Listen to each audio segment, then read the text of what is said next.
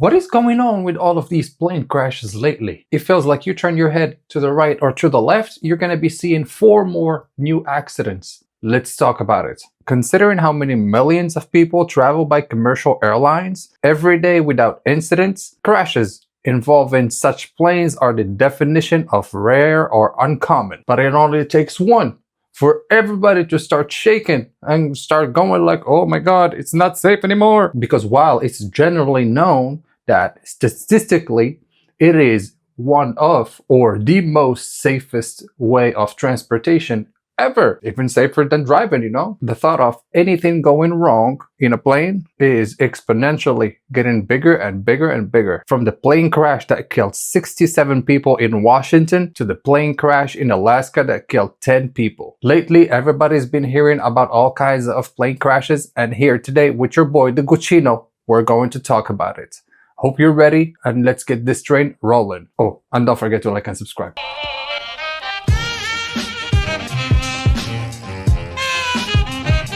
A bunch of catastrophic disasters in the aviation industry in the US lately in the recent days and the recent months has spread a lot of anxiety among every flyer out there. And furthermore, with the new Trump administration that's out there literally cutting budgets everywhere and firing people left and right at the same time, hundreds of Federal Aviation Administration workers were fired as part of a government restructuring led by Elon Musk, an advisor of the President Donald Trump, who has made swift moves to cut government spending and downsize the federal workforce. In January, the nation mourned the death of 67 people. They were killed when an American Airlines regional jet and an Army helicopter, a Black Hawk, collided near Ronald Reagan National Airport in Washington, D.C. An American Airlines-owned American Eagle jet was approaching the runway at Reagan National Airport in Washington, D.C. just before 9 p.m. Eastern, when it collided with an Army Black Hawk helicopter, killing everyone aboard both aircrafts. The jet was carrying 4 crew members and 60 passengers, including a number of athletes returning from a national figure skating camp in Wichita, Con. President Trump even called it a dark and excruciating night in our nation's capital. The helicopter with 3 military personnel aboard was last tracked by air traffic control to be traveling at 300 feet, though the customary ceiling under FAA rules near that airport is 200 feet. The jet was last logged at an altitude of 375 feet, and still until today the crash remains under investigation. It was actually recorded that it was the deadliest air disaster in over 2 decades, and the DC mid-air collision marked the first high-profile commercial aviation crash in 15 years. More fears and concerns over the safety in the skies have been stroked by national headlines of further deadly plane crashes, including the January 31st crash, of a medical jet that plummeted into a Philadelphia neighborhood, leaving 7 dead. A Learjet 55 operated by Jet Rescue Air Ambulance crashed on a street in the northeast Philadelphia just after 6 p.m. All 6 people aboard the jet, a child who, according to the Jet Rescue, had just completed treatment for a life-threatening condition. Her mother, a doctor, a paramedic, and 2 pilots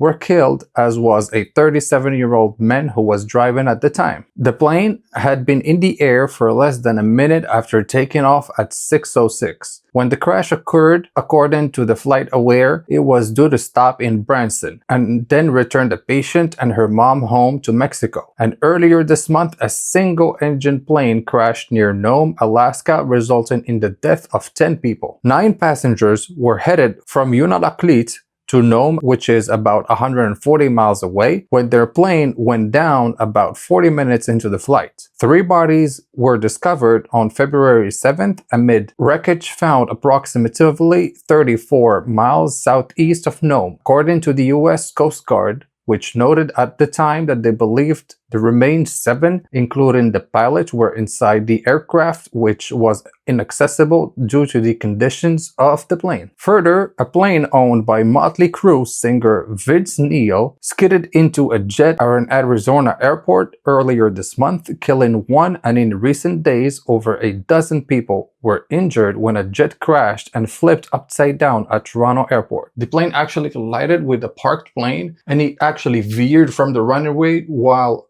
trying to land, And Neil was not in the plane, at the time. His lawyer called it a rapidly evolving situation under ongoing investigation, adding, "Mr. Neil's thoughts and prayers go out to everyone involved, and he is grateful for the critical aid of all first responders assisting today." And then later on, the FFA even came out and confirmed that the pilot was dead with the co-pilot, and 1 passenger was still severely injured, Then Delta Flight 4819, originating from Minneapolis-St. Paul International Airport, crash-landed upside down at Toronto Pearson International Airport and burst into flames with 80 people aboard. But thank God everybody survived. 21 of those people actually were treated for non-life-threatening injuries, and all the rest were, still in the hospital for a bit. And hopefully everybody made it out of that accident. And then followed by that, you got 2 small planes collided in the air near a southern Arizona airport, which killed 2 people and marking the 2nd mid-air crash in the US this year. A Lawn Care 360 Mk2 and a Cessna 172S, both small single-engine planes, collided mid-air around 8:30 a.m. at Marina Regional Airport near Tucson, Arizona. The Cessna landed uneventually, while the Lawn Care impacted terrain near runway 3, and a post-impact fire ensured, killing at least 2 people from the latest statements. Followed by that, FedEx Flight 3609, headed from Newark to Indianapolis, struck a bird shortly after takeoff and had to make an emergency landing. And while the footage of the incident showing the Boeing 767 shooting flames was dramatic, the plane landed safely at Newark Liberty International Airport at 8:07 a.m. and 3 people aboard the cargo flights were uninjured. Thank God. Our B767 crew declared an emergency and returned safely to Newark after dealing with the resultant engine damage, including an engine fire. That's the statement coming from FedEx, noting they were thankful for the quick actions of the crew and first responders. And once you start looking internationally, you start to see that there's even more crashes per year and more accidents per year. And you'd go like, oh, it's much more common than you would think, And so now my question is, why is there so many accidents and crashes? Is it actually the overexposure of that type of content in a way, where there's so many channels and so many news stations putting up that same kind of content at the same time and over, which makes you believe that, oh yeah, the plane crashes are repeating themselves or something like that? Maybe, but I don't think so. Or is it actually a more deeper problem that people need to be more concerned about?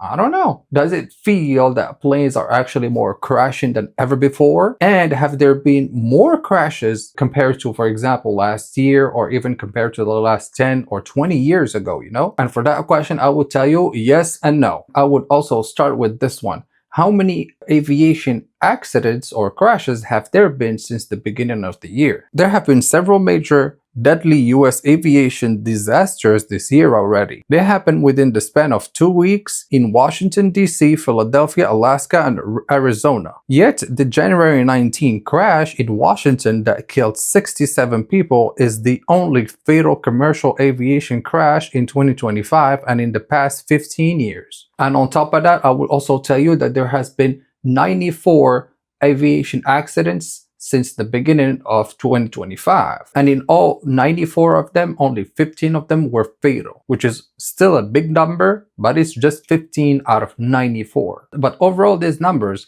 if we take the same timeline, meaning from the beginning of January, and if we take that same timeline for 2024, we can see that in 2024, there were actually more crashes and more incidents in a way. In 2024, in the same timeline, there were 150 aviation incidents, and 30 of them were fatal.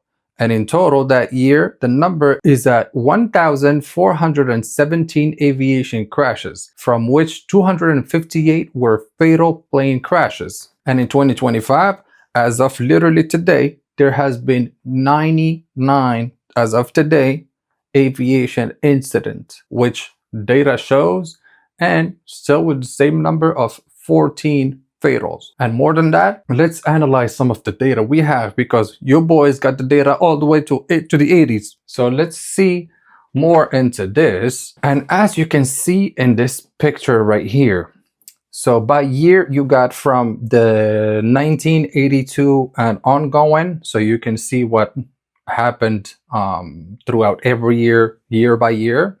And you can see the number of crashes, the fatal injuries, the serious injuries, and the minor injuries. So let's start with 1982.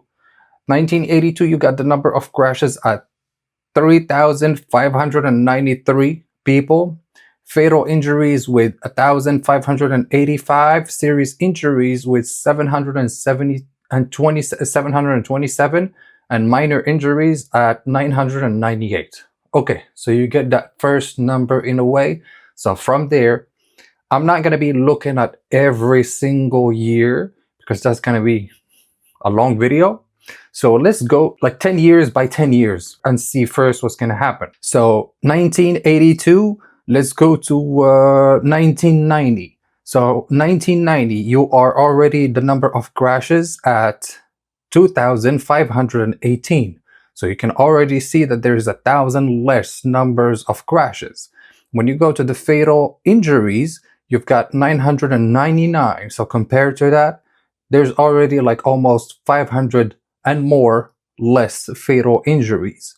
Serious injuries, 589 compared to 727 in 1982.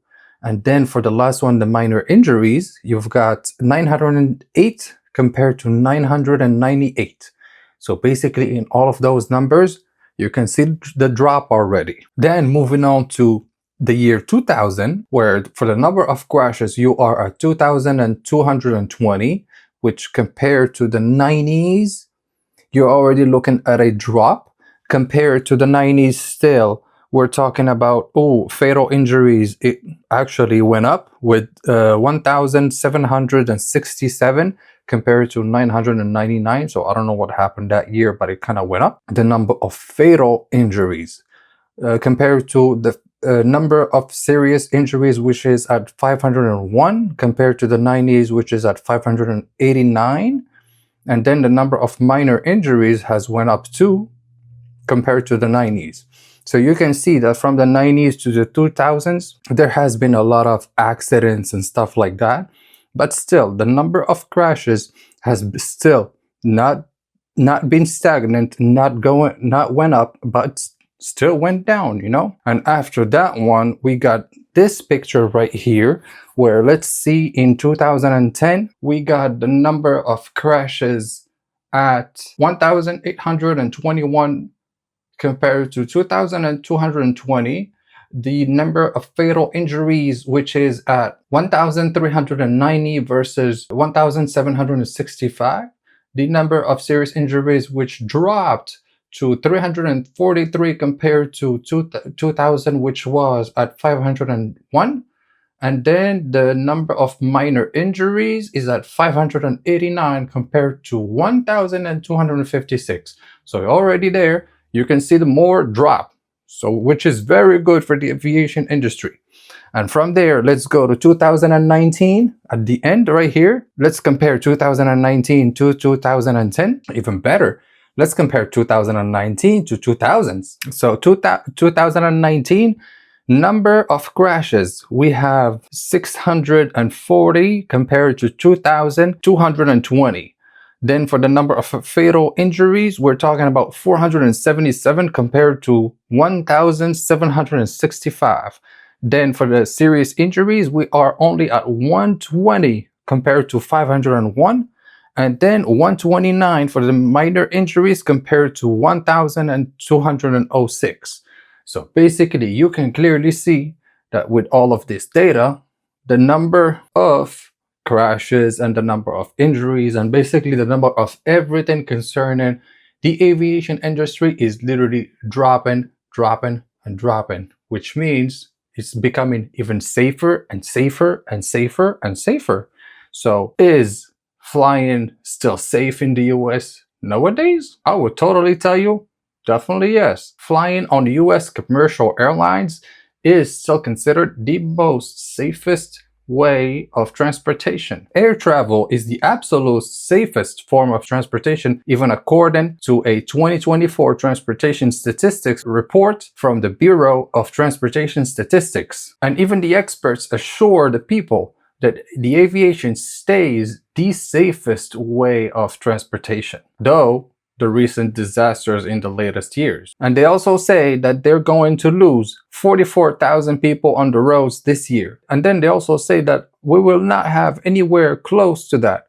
We will experience a problem with an airplane, but the facts are clear. The most dangerous part of any flight for a passenger is the drive to and from the airport. They also claim that one good thing that the aviation community does is it really does learn from its past experiences and past accidents. The Federal Aviation Administration has implemented or tried to implement a lot of programs where if you report safety issues, there's no repercussion for things like that. With aircraft, we have so many redundant systems. If you have a failure of something, there's usually a backup. Technology today has gotten so much better. And so basically all of the data shows that people are still super safe with the aviation industry that we have today. And so don't get yourself be too scared. Be strong, because aviation is still one of the safest ways of transportation. And on that note, guys, thank you for watching the video. Please subscribe to the channel, like this video, comment down below what you think about the whole aviation industry in a way. And as I'm recording this video, there's another plane crash. Breaking news alert. We are following breaking news tonight following a deadly afternoon plane crash right here in Middle Tennessee. Thanks for joining us tonight at 10. I'm Courtney Allen. That crash killed 3 people on board the flight. It happened in the town of Sparta near the regional airport there. WSMV4's Braden Ross has the latest on the investigation. Initially, the call to 911, someone watched the aircraft heard the aircraft go down and heard the crash. Just before noon on Saturday, a single-engine plane crashed in a rural part of White County. We had one of our pilots actually go up and try to look from an aerial standpoint who actually identified the crash site. First responders found the small 4-seat low-wing plane in a wooded area off Elmira Road. There's 3 souls that were in the airplane, no survivors. White County Sheriff Steve Page told us they do not know why the plane went down. The National Transportation Safety Board is expected to start their investigation on Sunday.